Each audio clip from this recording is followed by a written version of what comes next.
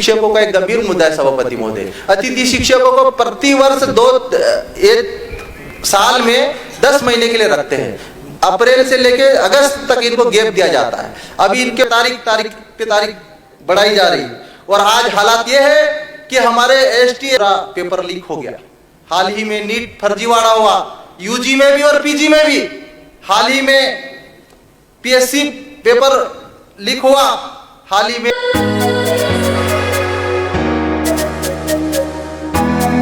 हाल में ही मध्य प्रदेश सरकार ने मध्य प्रदेश का बजट विधानसभा सत्र पे रखा, जिसको लेकर मनावर के विधायक और जैस के राष्ट्रीय संरक्षक डॉक्टर हीरालाल अलावा ने बेरोजगारी, आदिवासी क्षेत्र में लगातार बढ़ रहे पलायन, प्रधानमंत्री आवास एवं जो आदिवासी क्षेत्र की गंभीर मुद्दों एवं समस्या, साथ ही साथ पैसा एक्ट को लेकर क्या विधानसभा पर अपने मुद्दे विधानसभा पटल पर रखे, आइए सुनते हैं।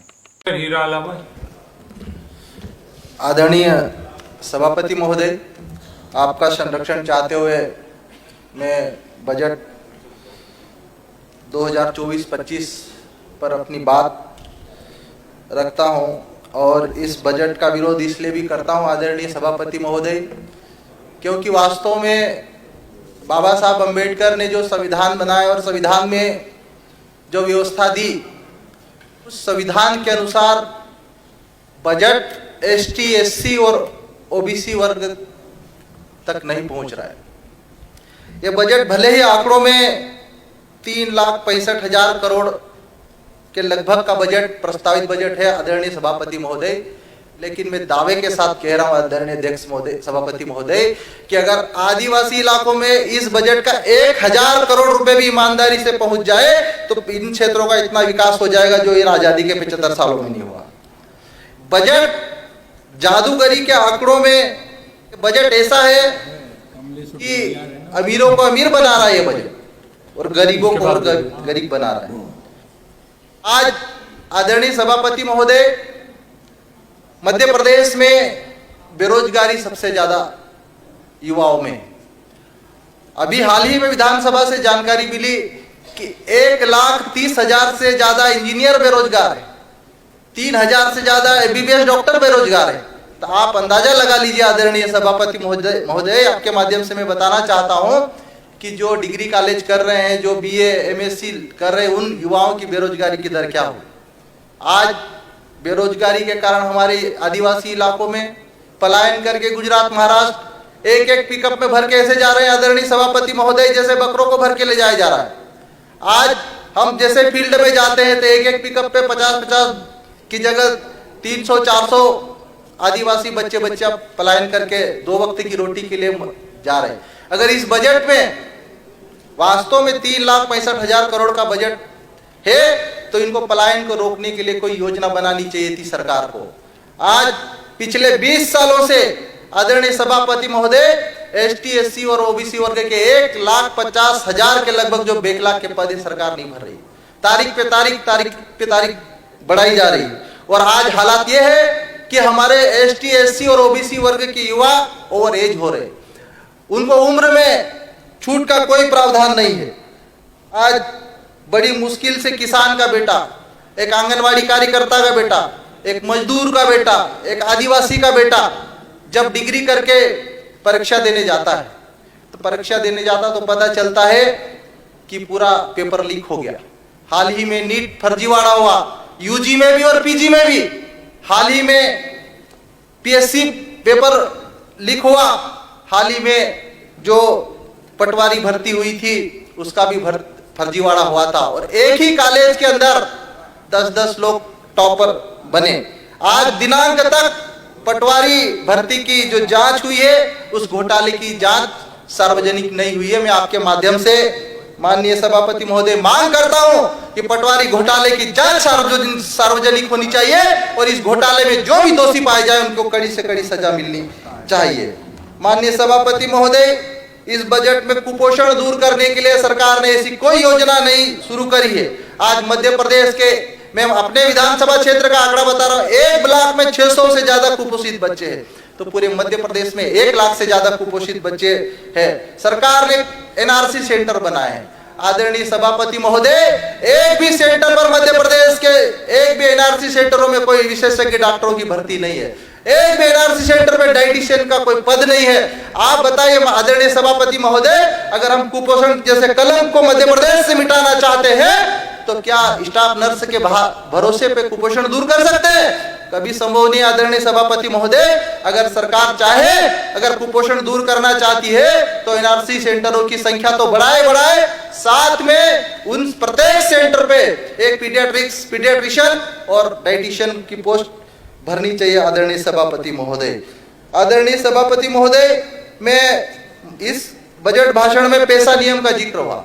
जब पेशा कानून बना छन्नू में तो इसकी परिकल्पना की गई थी कि गांवों को स्वशासन देंगे, आर्थिक रूप से सक्षम बनाएंगे, हम आदिवासियों की रूढ़ी परंपराओं, रीति रिवाजों, धार्मिक परंपराओं का हम पालन करेंगे। लेकिन आदरणीय सभापति महोदय, मूल पेशा कानून 1996 में लागू हुआ था और उसके 25 साल बाद मध्य प्रदेश में 2022 पेशा नियम बने। लेकिन नियम बनने के बाद भी आज भी ग्राम पंचायत का ग्राम सभा के माध्यम से अगर एक ट्राली रेत लेना चाहे तो नहीं ला सकते। ऐसा पेशा नियम बनाया, आर्थिक रूप से सक्षम कैसा बनाएंगे? पेशा नियम में परिकल्पना थी कि गांवों को आर्थिक रूप से सक्षम बनाएंगे, संसाधनों पर अधिकार देंगे।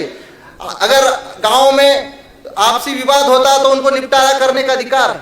लेकिन आदरणीय सभापति महोदय, छोटे मोटे विवाद होते हैं, दारू महुए की शराब के मामले में कुछ भी छोटा मोटा विवाद हुआ तो आबकारी विभाग के अधिकारी उठा के ले जाते हैं बिना ग्राम सभा की अनुमति के और उन पर 34(2) के केस लगा के 6-6 महीने के लिए जेल में डाल रहे हैं। छोटे छोटे झगड़ों के मामले में पेशा कानून में प्रावधान था कि आपसी झगड़ों का निवारण आप गांव के अंदर ग्राम पंचायत ग्राम सभा के लोग बैठ के करेंगे।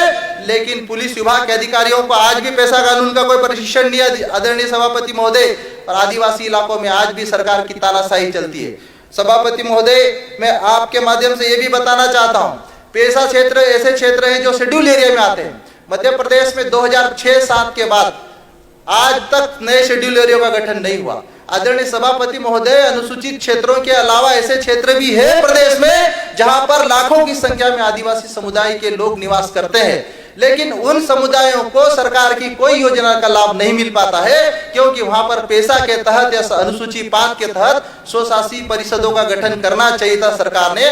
लेकिन कभी भी सरकार ने आदिवासियों के विकास के लिए कभी भी सही मामले में जो अगर संविधान की बात करें तो जो बाबा साहब अम्बेडकर के माध्यम से जो शेड्यूल 5 का जो अधिकार मिला, अधिसूचित क्षेत्रों में तो कुछ हद तक लाभ मिला, लेकिन सामान्य क्षेत्र में रहने वाले हमारे आदिवासी भाइयों को नए शेड्यूल एरिया गठन नहीं हुआ, वहां पे स्वशासी परिषद नहीं बनी, इसके कारण उनको कोई लाभ नहीं मिल रहा। माननीय सभापति महोदय, महिला एवं बाल विकास विभाग में 27,000 करोड़ रुपए के बजट का प्रावधान है। कहा गया है कि 217 आंगनवाड़ी ट्राइबल एरिया में 217 आंगनवाड़ी केंद्र बनाए जाएंगे। सदन में चर्चा हुई बहुत सारी कि आंगनवाड़ी केंद्रों को तो हमने गोद ले लिया, कोई कह रहा है कि किराए के मकान में संचालित कर लो। माननीय सभापति महोदय, मेरे एकमात्र विधानसभा में 270 आंगनवाड़ी केंद्रों में से मात्र 70 आंगनवाड़ी केंद्र के भवन है, बाकी 200 केंद्र अभी भी भवन विहीन है। आदिवासी इलाकों में कच्चे मकान टपक रहा, पानी टपक रहा, कहाँ पे किराए पे लेंगे? आदरणीय सभापति महोदय, अगर इस बजट में 3 लाख करोड़ के इस बजट में अगर सरकार चाहे तो सिर्फ मेरे विधानसभा की बात नहीं है, अगर उन छोटे छोटे बच्चों का भविष्य सुधारना चाहती है सरकार, तो मैं चाहता हूं कि आंगनवाड़ी केंद्र प्रत्येक विधानसभा में स्वयं के आंगनवाड़ी भवन बनाए सरकार, और किराए के भवन में नहीं लगे आंगनवाड़ी केंद्र, ऐसी मैं सरकार से आपके माध्यम से मांग करता हूं। डॉक्टर साहब, 1 मिनट। माननीय सभापति महोदय, 2-3 बिंदु और महत्वपूर्ण है। माननीय सभापति महोदय, सिकल सेल पे सरकार, हमारी केंद्र सरकार और राज्य सरकार एक सिकल सेल उन्मूलन एक योजना चला रही है। सभापति महोदय, सिकल सेल से सबसे ज्यादा प्रभावित ट्राइबल एरिया है, ट्राइबल लोग हैं, हर तीसरा आदमी इस बीमारी से प्रभावित है। लेकिन मध्य प्रदेश के किसी भी जिले में एक भी सिकल सेल का हॉस्पिटल नहीं है, एक भी सिकल सेल का विशेषज्ञ डॉक्टर पोस्टिंग नहीं है, और ना ही सिकल सेल के मरीजों को, पीड़ित मरीजों को पेंशन दी जाती है। आदरणीय सभापति महोदय, मैं मांग करता हूं आपके माध्यम से कि सरकार सिकल सेल के मरीजों के लिए कम से कम पेंशन शुरू करे। सीएम राइज के माध्यम से सरकार एक एजुकेशन को बढ़ावा देने के लिए बहुत अच्छा काम कर रही है। मैं सरकार के इस काम को मैं बधाई देता हूं, लेकिन मैं ये भी मांग करता हूं कि क्या सीएम राइज एक ब्लॉक में केवल एक मात्र सीएम राइज बनाकर जो उस ब्लॉक में 300 स्कूल है, उन स्कूलों को खत्म कर देगी सरकार, या उन स्कूलों में जो पढ़ाई करने वाले जो करवाने वाले जो टीचर है उनके पद खत्म कर देगी? इस पे भी सरकार को भरोसा दिलाना होगा। माननीय सभापति महोदय, एक और महत्वपूर्ण बिंदु है कि प्रधानमंत्री, एक मिनट माननीय सभापति महोदय, प्रधानमंत्री आवास योजना में आज सरकार 1,20,000 दे रही है। आज 20,000 रुपए की ट्राली में ईंट मिलती है माननीय सभापति महोदय, तो क्या 1,20,000 में गरीब आदमी अपना घर बना पाएगा इस महंगाई के दौर में? मैं आज इस सभा में आपके माध्यम से मांग करता हूं कि सरकार वास्तव में गरीबों की हितैषी है तो कम से कम 5 लाख रुपए प्रधानमंत्री आवास योजना में मंजूर करना चाहिए। सभापति महोदय, बस एक और पास कागज बहुत सारे हैं अभी। बस 2-3 बिंदु। आदरणीय सभापति महोदय, एक महत्वपूर्ण बिंदु बहुत ही इंपॉर्टेंट है, आपके माध्यम से मैं सदन में रखना चाहता हूं। संविधान में बाबा साहब अम्बेडकर ने आरक्षण दिया। अभी हाल ही में जुडिशरी की परीक्षा हुई आदरणीय सभापति महोदय, 121 पद ट्राइबल आदिवासियों के लिए आरक्षित थे। एक भी युवा को चयन नहीं किया गया जुडिशरी में सभापति महोदय। तो क्या इस वर्ग को अगर वास्तव में मुख्य धारा से जोड़ने की मंशा रखती है सरकार, तो क्या नियमों को शिथिल करके इनको जुडिशरी में एंट्री नहीं देना चाहती सरकार? सभापति महोदय, अतिथि शिक्षकों का एक गंभीर मुद्दा है सभापति महोदय। अतिथि शिक्षकों को प्रतिवर्ष 1 साल में 10 महीने के लिए रखते हैं। अप्रैल से लेकर अगस्त तक इनको गैप दिया जाता है। अभी इनके ऊपर ठिकरा फोड़ दिया गया है कि इनके कारण रिजल्ट 30% से नीचे आ गए। माननीय सभापति महोदय, क्या स्कूल अतिथि शिक्षकों के भरोसे ही चल रहे हैं माननीय सभापति महोदय? और इन अतिथि शिक्षक जो बेरोजगार युवा है, बड़ी मुश्किल से 3,000, 5,000, 15,000, 10,000 में जॉब कर रहे हैं, इनको कम से कम सरकार इनके लिए सोचे और इनको स्थायी करे। आदरणीय सभापति महोदय,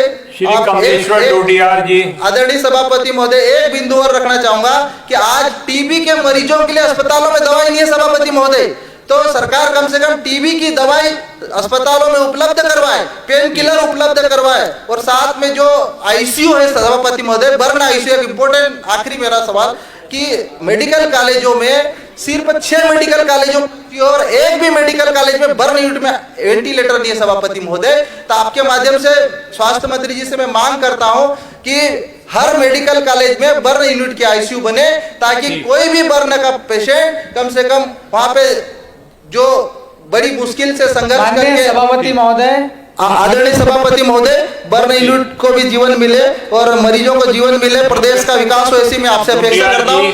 आपने मुझे समय दिया सभापति महोदय, बहुत बहुत धन्यवाद, बहुत बहुत आभार।